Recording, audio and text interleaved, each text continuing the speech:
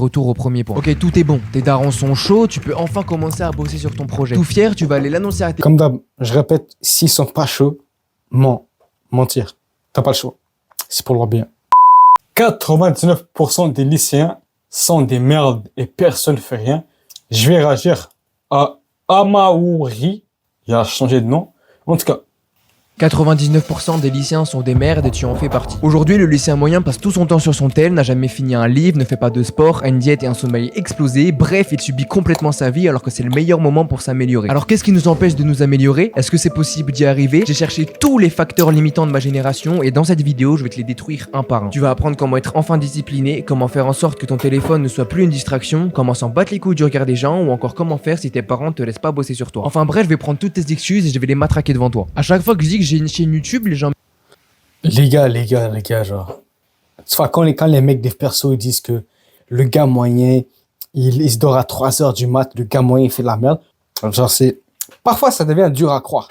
Comme quand on y pense, ça devient dur à croire. Mais quand t'as été ce gars-là, quand t'as vécu comme ça, ah ouais, tu réalises.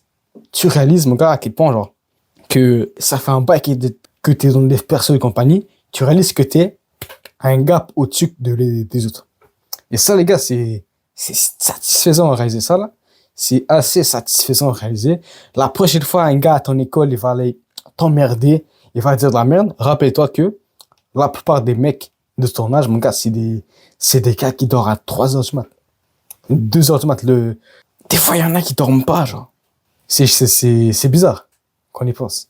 On me dit que leurs darons n'ont pas voulu comme une excuse pour minimiser ce que je fais. Je pense que ça va dépendre de beaucoup de choses, mais voici comment potentiellement quand même faire des trucs malgré notre âge qui nous limite sur beaucoup trop de choses. J'ai toujours voulu être riche, investir en bourse, lancer des business, aujourd'hui faire des partenariats avec mes réseaux sociaux, mais je suis très limité par mon âge. Pour que tu t'imagines le truc, il y a des marques qui ont voulu collaborer avec moi, mais qui se sont démotivées très vite en voyant la difficulté de mon âge. Bref, je suis frustré de fou, mais s'il y a bien un truc que je peux faire, c'est me renseigner sur les partenariats. Comment ça marche, les montants, voir avec qui je peux bosser ou pas. Bref, je peux pas prendre ma thune maintenant, mais je peux me renseigner sur comment la faire. Et bah toi c'est pareil, peut-être que tu peux pas lancer une marque de vêtements maintenant, mais peut-être que tu peux te renseigner sur les modèles que tu veux créer, comment ou avoir un stock, une stratégie de marketing s'il y en aura une. Et pour ça t'as juste besoin de temps, d'un papier, d'un crayon et d'une connexion internet. Et parfois un truc qui bloque c'est les parents. Alors les parents faut comprendre que ce qu'ils veulent c'est ton bien. Si c'est uniquement ça qu'ils veulent, donc ils vont te protéger sur plein de trucs. Alors parle-leur, s'ils comprennent que tu délaisseras pas les cours, que tu garderas de bonnes fréquentations, que tu feras les choses bien et que la seule chose qui manque c'est leur accord, ça se fera. Comprends qu'ils projettent leur peur sur toi, c'est-à-dire que les peurs qu'ils ont eu à ton âge, ils pensent que... Les gars, c'est très intéressant.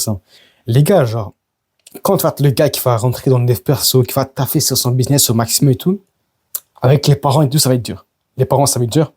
L'école. Comme il dit, les parents, ils projettent leurs difficultés sur toi. Ils projettent leurs difficultés sur toi. Donc, s'ils veulent que tu ailles à l'école, alors que toi, tu as un business ou autre chose, c'est que eux, ils ont peur. C'est qu'eux, ils ont à ta place. Ils ont la peur.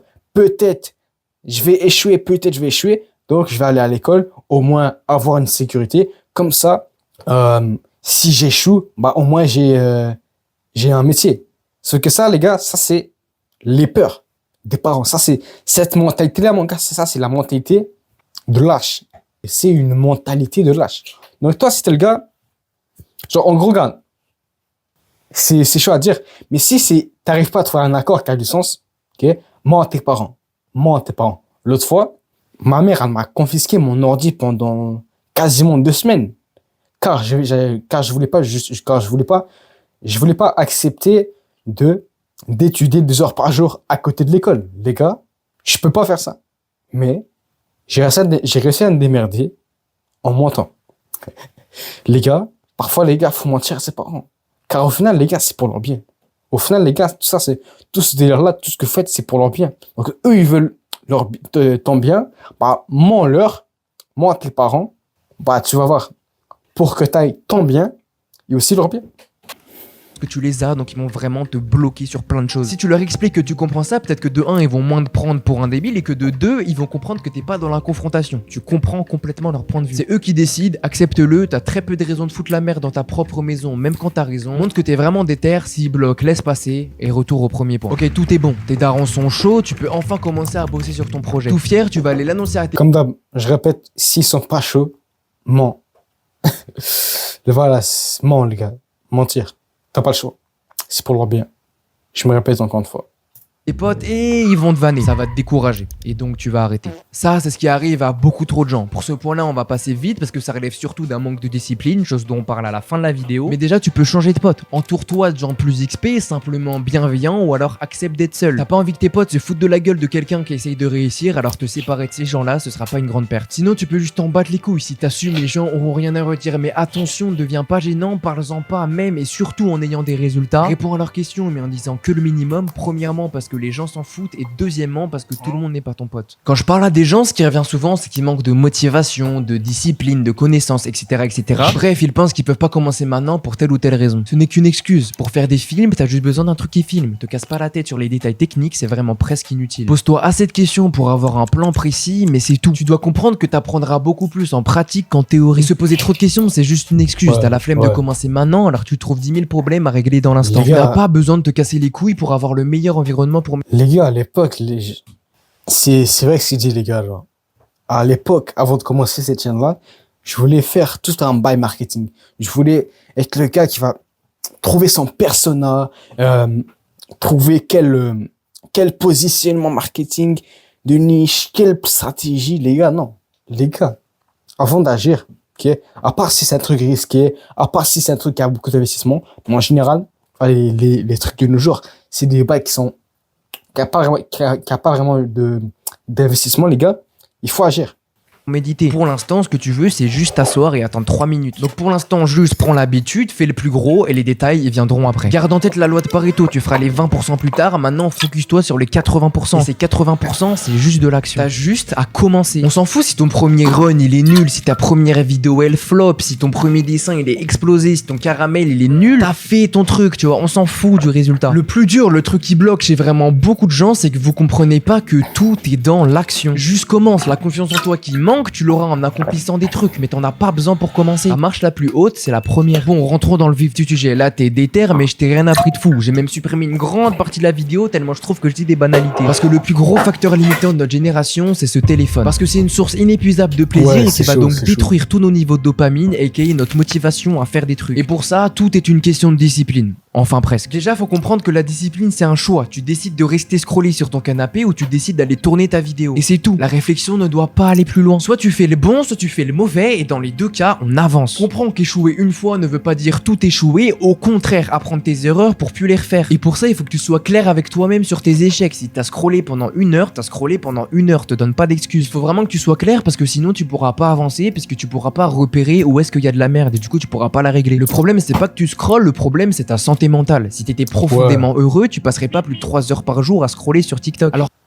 améliore ta santé mentale et ça... Les gars, genre, ce qui est drôle, c'est que y a personne qui quitte les réseaux sociaux en faisant ça comme sa priorité. Y a personne que, pendant 1 semaine, le gars, il dit, OK, cette semaine-là, il faut que je quitte les réseaux, il faut que je quitte ça, il faut que je quitte ci. Personne. Car, les gars, genre, c'est des symptômes. Si t'as envie d'aller sur les réseaux et compagnie, c'est que il y a 2 causes. Soit t'as une santé mentale de merde, ce qui est le cas de la plupart d'entre nous, soit, mon gars, genre, c'est que t'as rien à faire. Ou même que t'as quelque chose à faire, mais c'est chiant. Ça passe par tout ce que tu connais déjà. En gros, faut faire du dev perso, faut réduire les distractions, faut faire du sport, faut avoir des projets, faut prendre des douches froides, être positif, etc., etc. Sinon, concrètement, t'es addict à ton téléphone. Et une addiction, bonne nouvelle, c'est pas très compliqué à faire partir. Il te faut juste quelques jours de déconnexion et chimiquement, t'es plus addict. C'est très brosciant ce que je vais dire, mais ce qui sera dur à faire partir, c'est les habitudes autour de cette addiction. Et les habitudes, ça fonctionne comme ça. T'as un signal qui déclenche une routine, qui elle-même déclenche une récompense. Et tout ce cercle-là est alimenté par une envie. Repère tous les signaux qui font que tu vas te mettre à scroller. Moi, par exemple, j'ai l'habitude de scroller quand je suis assis avec mon téléphone sur un truc mou, genre mon lit, un canapé, un fauteuil, etc. Et du coup, maintenant, je me force à chaque fois que je m'assois sur un canapé, une chaise, n'importe quoi, à ne pas avoir mon téléphone. Alors repère tous les signaux qui vont déclencher la routine je scroll. Supprime-les si tu peux, sinon discipline, juste tu poses ton tel. Baisse aussi toute la surstimulation, ça peut être la musique, des podcasts, etc. Enfin bref, tout le contenu que tu transformes en bruit. Parce qu'avoir toutes ces distractions, ça va t'habituer à en avoir et donc quitter ton addiction à TikTok, ça va être de plus en plus dur. Sinon, ça reste... Faut réaliser que tout ça, les gars, c'est pas fun. C'est pas fun de scroller, genre. Comment dire? Genre, t'as envie de scroller, t'es addict à ça, t'es accro à ça, parce que tu crois que tu vas avoir fun, mais t'as pas fun. quand on y pense, genre, les gars, genre, si tu mets un bail dans ta tête, quand tu scrolles, mon gars, tu vas réaliser que, mon gars, c'est pas fun. C'est pas fun, c'est chiant. C'est pas fun. Donc, les gars, genre, réaliser ça, les gars, ça va un peu se remettre les choses en place.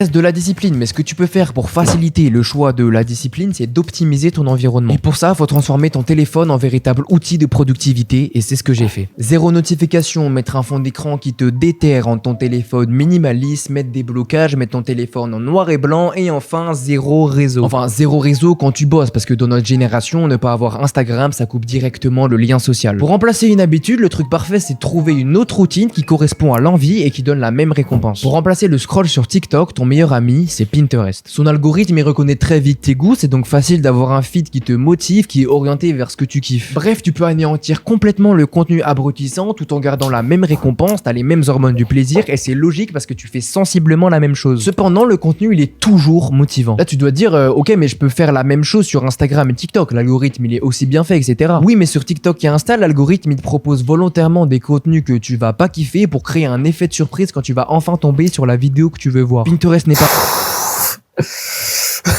Les gars, genre, les algorithmes, c'est chaud, honnêtement, genre. On est vraiment des rats, honnêtement, là. Pas parfait, mais il vaut mieux scroller en étant sûr de tomber sur quelque chose qui te motive plutôt que de risquer de tomber sur une vidéo débile. Tu es ce que tu consommes, et si à chaque fois que tu scrolles, tu tombes sur des photos de David Goggins ou de gars en train de réaliser tes rêves, crois-moi que tu vas beaucoup moins scroller. Alors attention, ça reste un réseau social, ne remplace pas une addiction par une autre, mais le but c'est que quand tu scrolles, tu vas là-bas. De 1, parce que t'as pas Insta ou TikTok quand t'es susceptible de scroller parce que t'as repéré les signaux, et de 2, parce que tu sais que tu vas en ressortir motivé. Pinterest, c'est le meilleur moyen de soigner petit à petit tes circuits dopaminergiques pour retrouver du temps, de la motivation et une santé mentale que TikTok t'a pris. N'hésitez pas à vous... Les gars, je savais pas, honnêtement, genre, Pinterest et compagnie, ça marche. À ce qui paraît. Les gars, genre, je sais pas. C'est spécial comme conseil, honnêtement. Pinterest, genre, en mode tu scrolls sur Pinterest. Pinterest, c'est pas l'application, t'as l'impression que tu scrolls. C'est spécial, honnêtement, genre. C'est spécial. Vous abonner, aller checker tous mes réseaux en description si ce contenu vous a plu. Et voilà, pas plus de blabla, on se retrouve sur la prochaine vidéo. Bisous! Mais il y a un mot physique. Il y a un mot physique. Ok, ouais. Oh, il y a un mot physique. Les gars, flemme de faire un CTA ou je sais pas quoi. Au revoir. Les gars.